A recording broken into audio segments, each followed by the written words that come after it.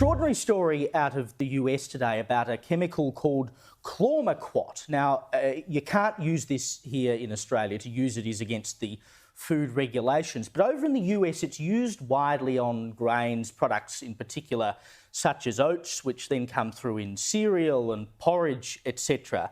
This particular chemical has been linked to reduced fertility, altered fetal growth, delayed puberty, etc. It has, in a survey, been found in 80% of American people. And you have to ask... EWG's research on pesticides has always been about letting people know what they can be exposed to through the foods that they're eating. When I first heard my colleagues tell me they found Chlormequat in the foods that they had tested, I said, "What's Chlormequat?" Chlormequat is a new chemical in the US food supply. It is used primarily on grain crops like oats and wheat. Once we learned that the EPA had essentially started allowing Chlormequat on oat-based products that were into the US, we decided to test them. And Welcome to the Truth Seeker's Vault, where you will find today's insights and tomorrow's realities.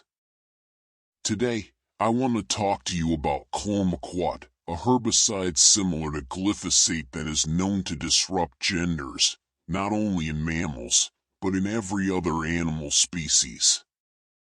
Chlormequat causes mutations in plants and accelerates their aging process, resulting in larger crop yields at a faster rate, but also shortening the plant's life cycles. Chlormequat has been used for more than 40 years. It has been sprayed on wheat, oats, and many other crops. It is used by farmers across the United States and worldwide.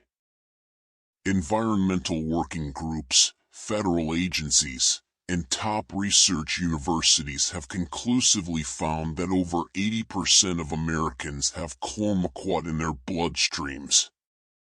EWG peer-reviewed study has found Chlormequat in 4 out of 5, or 80%, of people tested. The groundbreaking analysis of Chlormequat in the bodies of people in the U.S. rings alarm bells, because the chemical is linked to reproductive and developmental problems in animal studies, suggesting the potential for similar harm to humans. Ladies and gentlemen, it can delay puberty and alter the gender of males to females.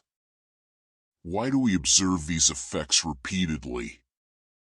It's because these chemicals manipulate the life cycle of plants. Glyphosate kills weeds around plants, allowing them to reproduce while preventing other vegetation from thriving. When we ingest it, it can lead to infertility, cancer, and gender alterations. Just as troubling, we detected the chemical in 92% of oat-based foods purchased in May 2023, including Quaker Oats and Cheerios. Another chemical of concern is Roundup, or glyphosate. Roundup, the corporate name, was approved over 40 years ago, and despite knowing its effects, it continues to be used extensively. Safer alternatives exist, but industries have been given a green light by governments worldwide to use these harmful chemicals. We witness devastating effects such as plummeting life expectancy, fertility rates, and an increase in serious neurological disorders due to these chemicals, which are designed to kill and manipulate plant life cycles. Imagine what they could do to humans, or fish, or amphibians, or birds. Studies by ornithologists and other scientists have confirmed these dangers.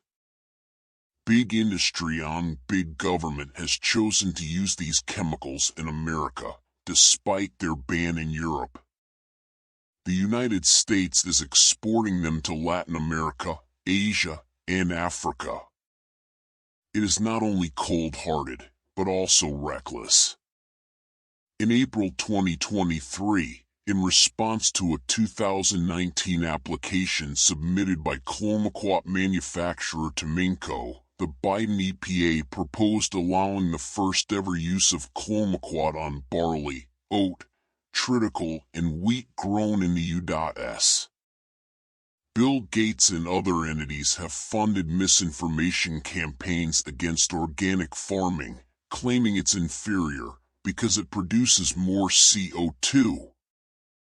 This parallels the same tactics of the tobacco industry, which denied the link between smoking and cancer.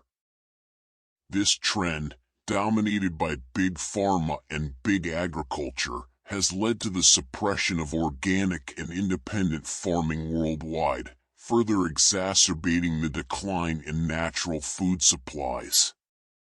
Meanwhile, initiatives like the World Economic Forum's "You Will Eat the Bugs" agenda gain traction. Mainstream media even promotes deforestation, claiming it reduces carbon dioxide, while ignoring the deadly effects of herbicides and pesticides on our health and environment. This agenda traces back to post-World War II, when hydrofluorosilicic acid or fluorosilicic acid, a byproduct of aluminum purification, was introduced into water supplies under the guise of dental health.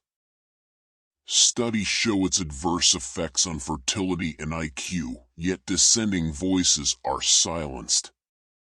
The good news is that people are waking up to this reality.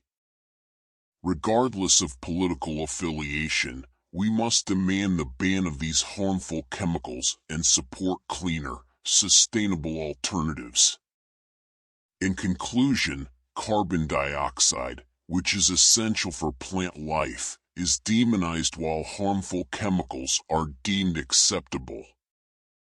We must recognize our role as carbon-based life forms and advocate for practices that preserve our planet and health. Thank you for joining us at the Truth Seekers Vault, where we shed light on today's insights for tomorrow's realities.